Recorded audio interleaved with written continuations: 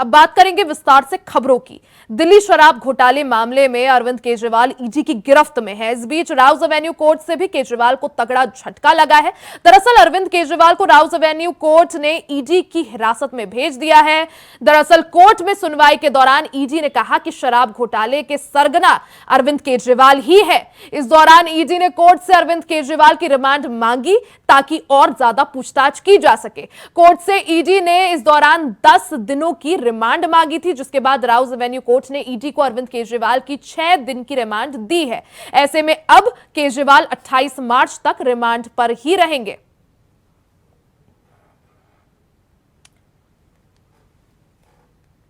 वहीं ग्राफिक्स के माध्यम से आपको बता दें, आबकारी नीति 2021 और 22 में ये पारित हुई थी आबकारी नीति, जिसको लेकर ये पूरा विवाद है। कारोबारियों के लिए मार्जिन प्रॉफिट जो था वो 12% से ज्यादा सेट किया गया था। रिटेलर्स के लिए इसे 185% यानी 185% से ज्यादा सेट किया गया था। बदलाव के लिए शराब कारोबारियों से रिश्वत भी ली गई थी। साथ ही 100 करोड़ की रिश्वत लेने का दिल्ली के मुख्यमंत्री अरविंद केजरीवाल के ऊपर आरोप है।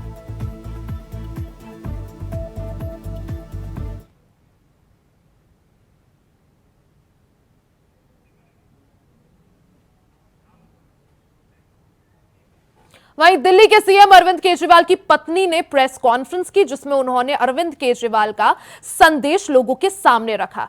सुनिए उन्होंने क्या कुछ कहा। नमस्कार, मेरा नाम सुनीता केजरीवाल है। मैं अरविंद केजरीवाल जी की धर्मपत्नी हूँ। आपके बेटे और आपके भाई अरविंद केजरीवाल जी ने जेल से आपके लिए संदेश भेजा है। मेरे प्यारे देशवासियों, मुझे कल गिरफ्तार कर लिया गया। मैं अंदर रहूं या बाहर, हर पल देश की सेवा करता रहूंगा। मेरी जिंदगी का एक एक पल देश के लिए समर्पित है। मेरे शरीर का एक एक कतरा देश के लिए है। इस पृथ्वी पर मेरा जीवन ही संघर्ष के लिए हुआ है।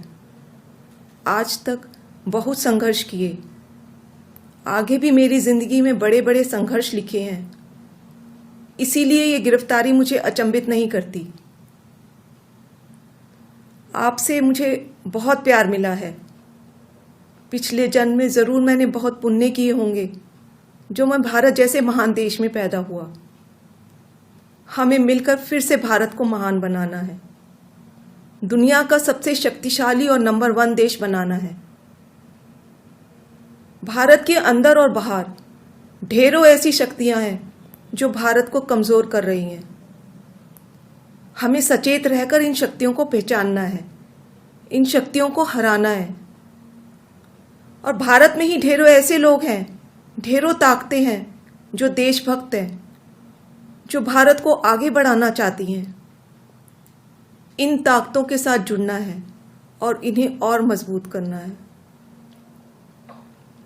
दिल्ली की मेरी माँ बहनें सोच रही होंगी, केजरीवाल तो अंदर चला गया, पता नहीं अब 1000 रुपया मिलेगा या नहीं।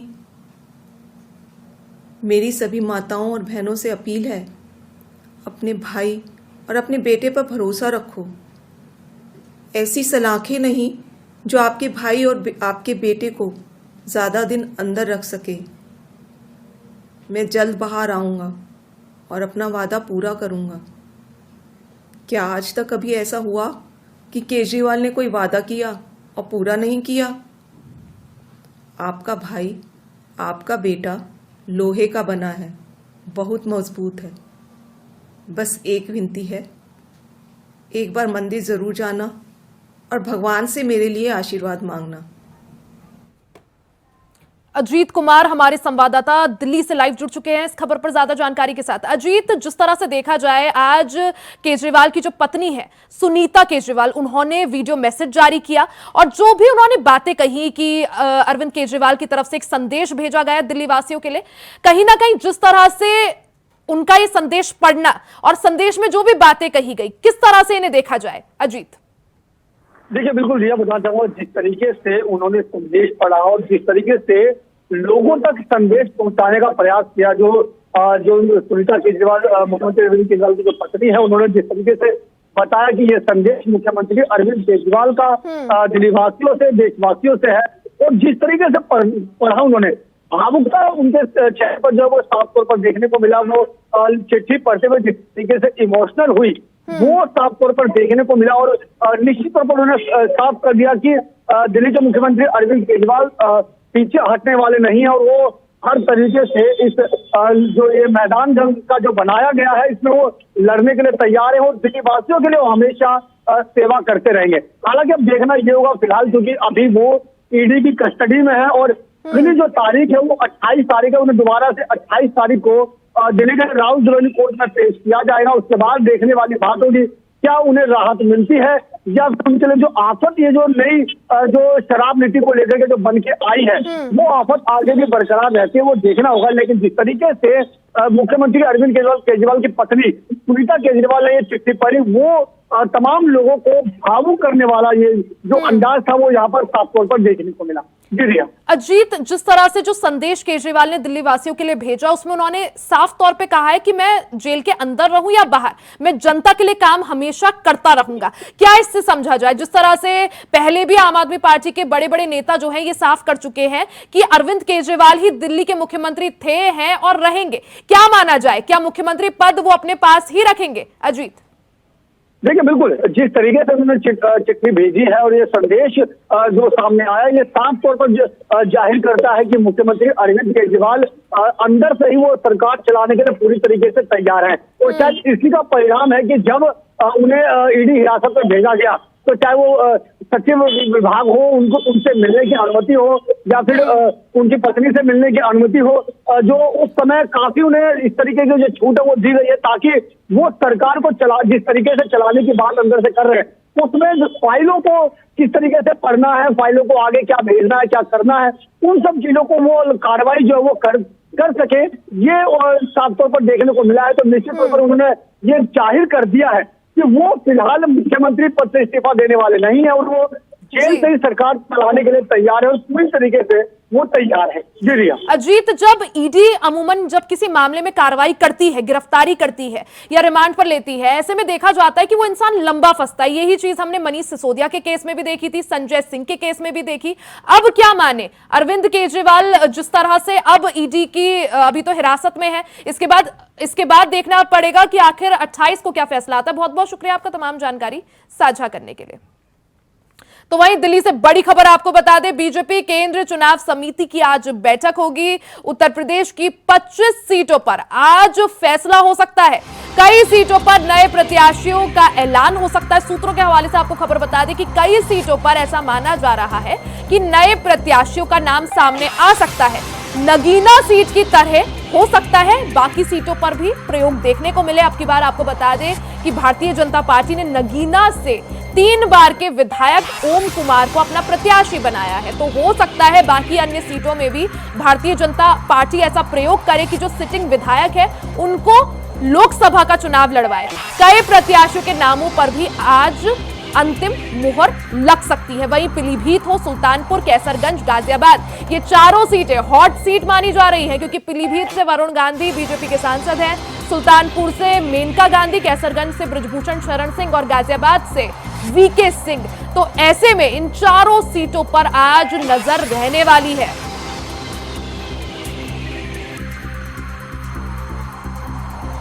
इस खबर पर ज्यादा जानकारी के लिए हमारे साथ अजीत कुमार दिल्ली से बने हुए हैं और कृष्णा मिश्रा लखनऊ से हमारे साथ बने हुए हैं। सबसे पहले अजीत, मैं आपके पास आ जाऊं कि जिस तरह से आज काफी अहम दिन, क्योंकि भारतीय जनता पार्टी की आज सीईसी की बैठक होने वाली है, कितने बजे ये बैठक शुरू होगी, कौन कौन दिग्गज नेता इस बैठक में शामिल हो सकते हैं और क्या कुछ इस बैठक को लेकर?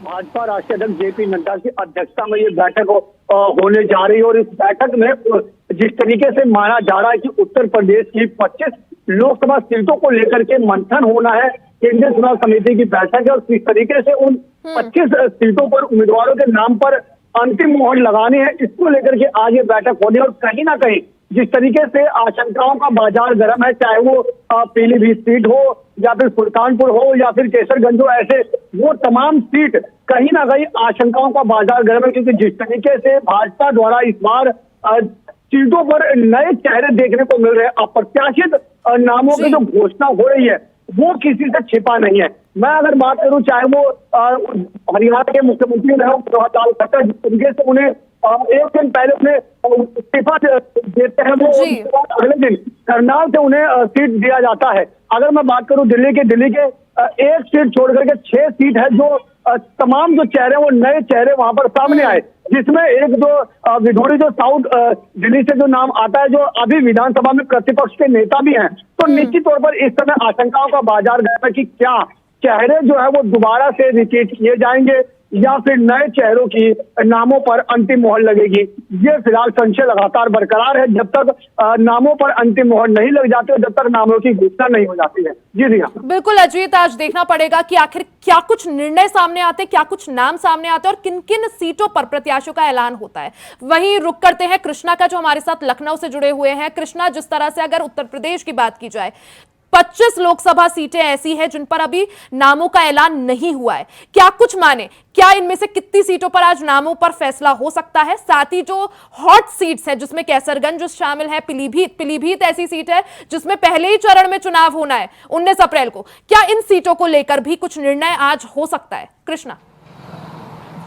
देखिए रिया, मैं आपको बताना चाहूँगा कि जो जिस तरीके से लोकसभा चुनाव के तारीखों का ऐलान हो गया, उसके बाद भारतीय जनता पार्टी की जो केंद्रीय चुनाव संचालन समिति है, उसकी उत्तर प्रदेश की आज दूसरी बैठक है। एक बार और बैठक बुलाई जा चुकी है। इस बैठक में जो है ये बैठक जो है भारतीय जनता पार्टी के जो राष्ट्रीय अध्यक्ष हैं जेपी नड्डा, उनकी अध्यक्षता में बैठक होगी। इस बैठक में जो गृह मंत्री हैं अमित शाह शामिल होंगे, वैजयंत पांड्या शामिल होंगे, उत्तर प्रदेश के मुख्यमंत्री योगी आदित्यनाथ रहेंगे, उत्तर प्रदेश के जो प्रदेश अध्यक्ष हैं भारतीय जनता पार्टी के भूपेंद्र चौधरी समेत जो उत्तर प्रदेश के दोनों डिप्टी सीएम हैं, ये इनके जो है अध्यक्षता में ये बैठक होनी है। इस बैठक में जो भारतीय जनता पार्टी अभी तक 51 सीटों पर अपने उम्मीदवार घोषित कर चुकी है, बाकी की बची 25 सीटों पर आज भारतीय जनता पार्टी जो है मंथन कर रही है कि किस तरीके से भारतीय जनता पार्टी जो है इन जो बाकी की बची 25 सीटों हैं उस पर उम्मीदवार उतारा जाए।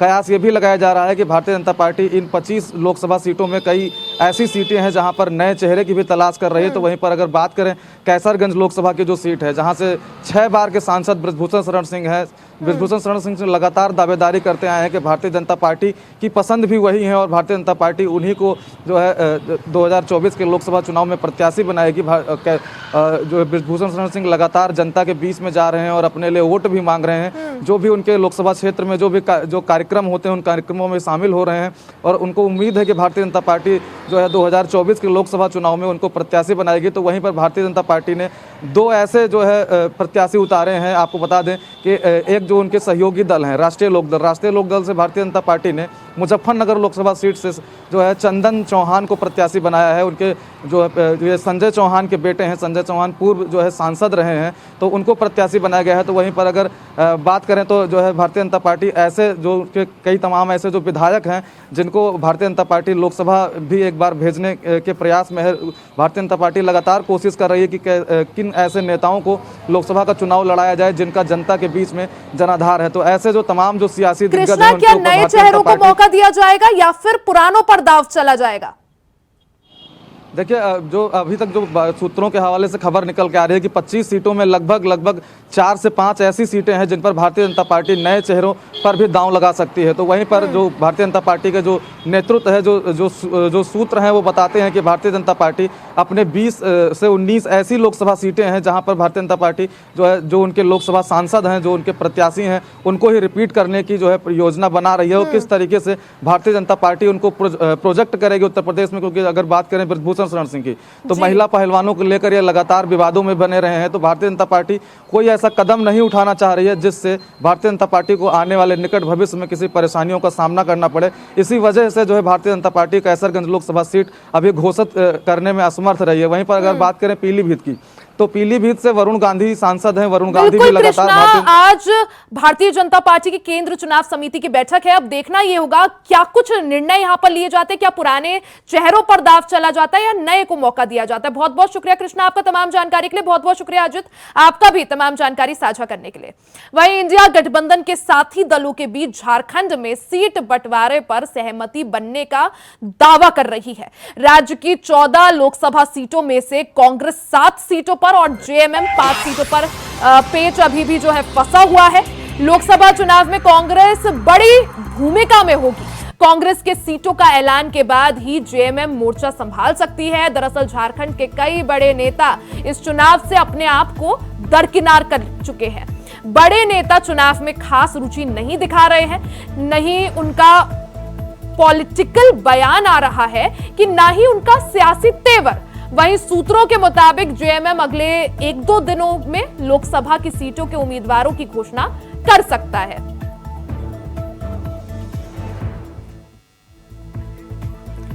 अजय कुमार पांडे हमारे साथ जुड़ गए हैं फोन लाइन पर रांची से। अजय, जिस तरह से सीट बंटवारे की बात की जाए इंडिया अलायंस में झारखंड को लेकर, जिसमें जेएमएम और कांग्रेस जो है गठबंधन में है, क्या कुछ सामने आ रहा है? रिया, कई दिनों से आपने ये देख रहा होगा कि इंडी गठबंधन को लेकर लगातार इंडिया वाई जो है वो खबर चला रही है। लेकिन जो भी इंडी गठबंधन से जो शीर्ष नेता हैं, उनके प्रवक्ता एक ही बात की दुहाई दे रहे हैं कि राज्य में जल्दी से इंडी गठबंधन के उम्मीदवार सामने आ जाएंगे, अब आ जाएंगे। लेकिन आप देख रहे हैं कि राज्य में प्रथम चरण का चुनाव होना है।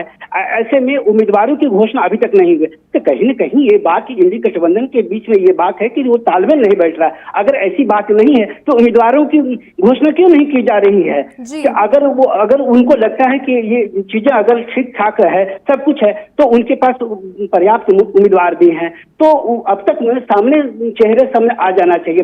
क्योंकि इसी कारण झारखंड मुक्ति मोर्चा भी इसी बात को लेकर के अभी संशय में है कि जब तक कांग्रेस के उम्मीदवार सामने नहीं आ जाते हैं, किन किन सीटों पर उनको लड़ना है, कौन उम्मीदवार होंगे, और इसके बाद ही झारखंड मुक्ति मोर्चा जो है वो अपनी उम्मीदवार की घोषणा करेगा। तो कहीं न कहीं ये बात है कि कांग्रेस के खेमे के अंदर या तो उनके उम्मीदवार उसी हिसाब से जो बीजेपी ने अपने 11 सीटों पर महारथियों को जो उतारा है, उनके मुकाबला करने के लिए उनके पर्याप्त उम्मीदवार नहीं है, या तो वैसी स्थिति में जो राज्य में उनके उम्मीदवार कांग्रेस को ढूंढ रहे हैं, ये बात जाहिर हो रहा है। बिल्कुल अजय, तो एक तरह से देखा जाए तो इंडी गठबंधन के जो भी तमाम दल हैं वो सभी अब इस वक्त कंफ्यूजन की स्थिति में दिख रहे हैं। देखना ये होगा कितना और समय लगता है उन्हें अपने उम्मीदवार घोषित करने में। बहुत बहुत शुक्रिया आपका तमाम जानकारी साझा करने के लिए। इसी के साथ इस बुलेटिन में फिलहाल के लिए सिर्फ इतना ही। खबरों का सिलसिला जारी रहेगा, बने रहे हमारे साथ।